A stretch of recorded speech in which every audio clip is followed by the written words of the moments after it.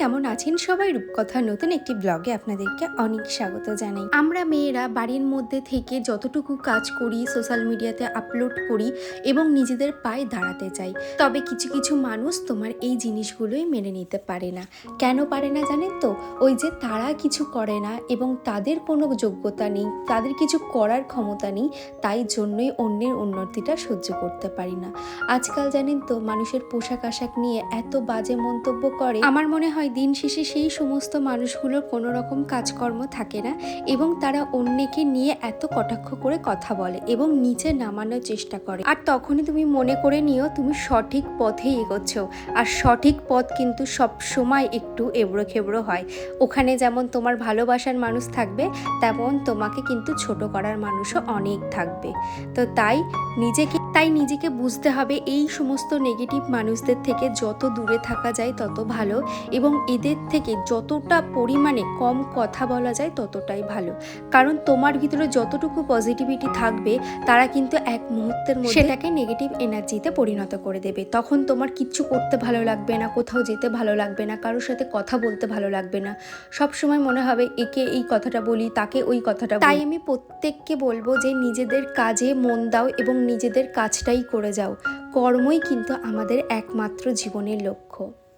রূপসা আমাকে কমেন্ট করেছে, সুন্দর লাগছে রান্নাঘরটা দিদি, তোমার অ্যাকোরিয়ামটা ভালোভাবে দেখাবে আর কিভাবে মাছের যত্ন করো সেটাও একদিন বলো।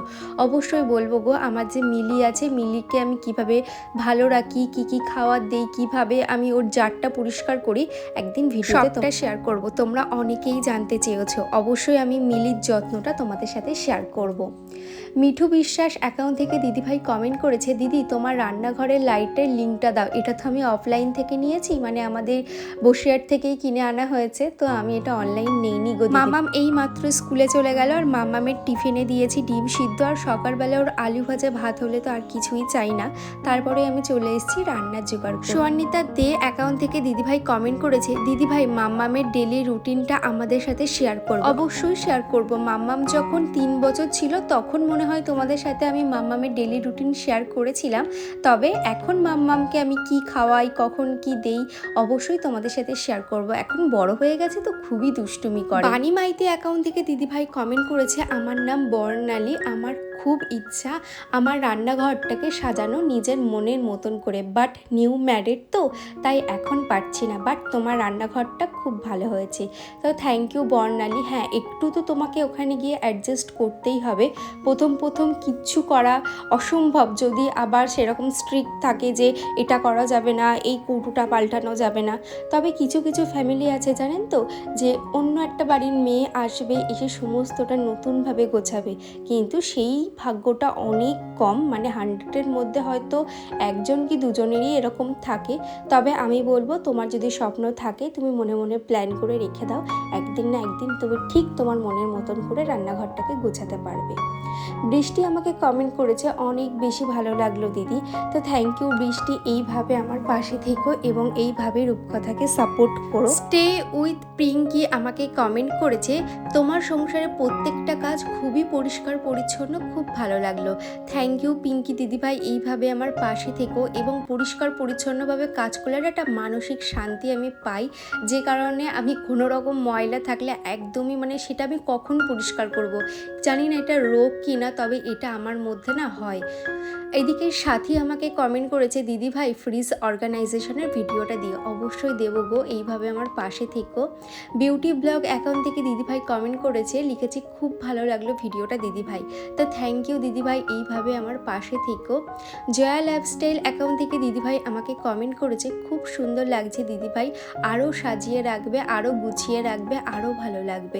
চেষ্টা করবো গো, আমি যতটা পারছি আমি চেষ্টা করছি নিজের সংসারটাকে একটু একটু করে গুছিয়ে রাখার, যাতে ভালো লাগে, নিজেরও ভালো লাগে। আর রান্নাঘরটা আমরা কম বেশি সব মেয়েরা একটু গুছিয়ে রাখতে ভালোবাসি, কারণ আমাদের অর্ধেকটা সময় কিন্তু রান্নাঘরে কেটে যায়। সকালবেলা রান্নাঘরে, দুপুরবেলা রান্নাঘরে, আবার রাতেও রান্নাঘরে। তাই আমরা যদি একটু সাজিয়ে গুছিয়ে রাখি তাহলে কিন্তু রান্নার জন্য যে মোটিভেট সেটা কিন্তু অনেকটাই পেয়ে যাই। হোম মেকার ফুলি আমাকে কমেন্ট করেছে, তোমার ভিডিও প্রথমবার দেখলাম, খুব ভালো লাগলো বোন। থ্যাংক ইউ ফুলি, এইভাবে আমার পাশে থেকো এবং এইভাবেই আমাকে সাপোর্ট করো। অঞ্জলি আমাকে কমেন্ট করেছে, খুব সুন্দর হয়েছে ভিডিও। তো thank you Anjali. MD Ali account থেকে রনিতা আমাকে কমেন্ট করেছে, খুব সুন্দর লাগলো গো রূপকথা দি তোমার কিচেনটা। তো থ্যাংক ইউ গো, তোমরা আমার কিচেনের ভিডিও দেখতে এত ভালোবাসো। আমি ভেবেছি এবার থেকে তোমাদের সাথে আমি আমার কিচেনটাকে দেখাবো এবং রেসিপিও তোমাদের সাথে শেয়ার করব। শাবনূর আমাকে কমেন্ট করেছে, রান্নাঘরে যে কাঠের র্যাকটা কোথার থেকে নিয়েছো গো? ওটা আমি মিশো থেকে নিয়েছি। তোমরা মিশোতে যদি কিচেন অর্গানাইজেশন বলে সার্চ করো এরকম কিন্তু প্রচুর পেয়ে যাবে। আর এটা প্রায় ওই 600 টাকা মতন আমার দাম নিয়েছিল।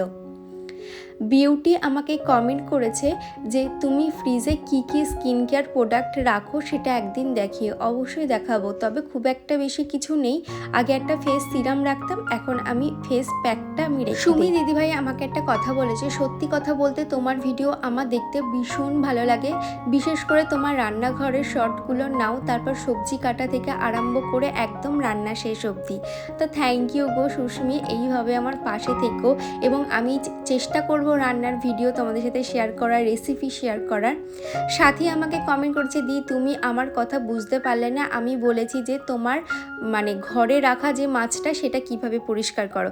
আচ্ছা আমি বুঝতে পারিনি গো, তুমি মিলির কথা জিজ্ঞাসা করেছো। ও তোমাদের সাথে তো বলাই হয়নি ওর নাম মিলি। তো ওকে আমি কিভাবে রাখি, কিভাবে যত্ন করি অবশ্যই তোমাদেরকে নেক্সট কোনো ব্লগে শেয়ার করব। আর এবার থেকে চেষ্টা করব ব্লগ দেওয়ার, প্রত্যেকবারই বলি তবে হয়ে ওঠে না জানো তো। তবে আমি চেষ্টা করব আমার কাজে ফেরার।